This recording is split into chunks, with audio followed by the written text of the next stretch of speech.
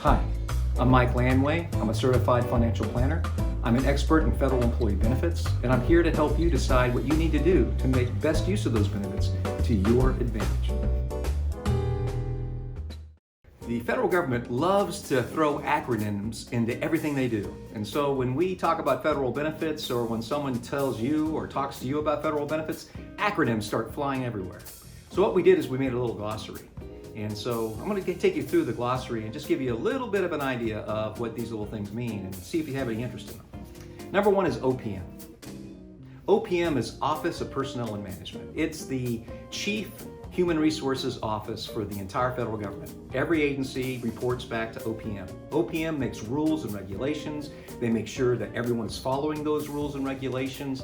They categorize employees. They decide when they have to do what. They decide when they get what.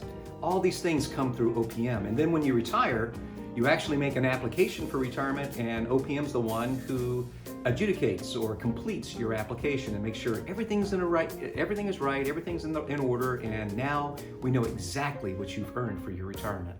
So OPM is like maybe the chief actuary, the chief accountant of what you can get out of your career as a FERS employee. That's the way to think about them. They got a lot of power, they make a lot of decisions, and we got to know a little bit more about who they are. OPM, Office of Personnel and Management, your human resources office. I hope you've enjoyed our video series on the different components of your retirement and your benefits. If you want to see more, learn more at your own pace, use our annual benefit statement. You'll see the link at the bottom within the description. Go there, take a look at it. We think you'll be happy with what you see, and it's going to help you.